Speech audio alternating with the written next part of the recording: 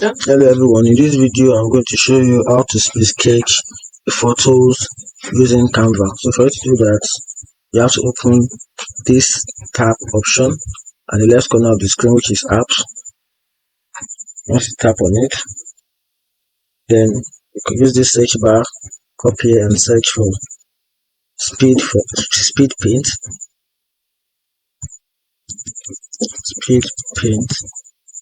Then you search for it.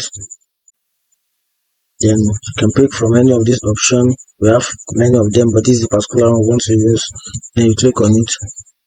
Then from this bar here, we're going to import the pictures we want to sketch.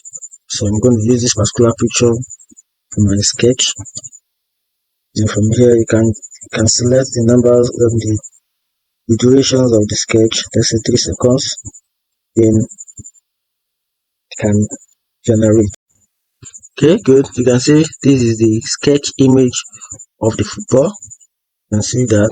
If you find the video helpful, like and follow for more. Thank you.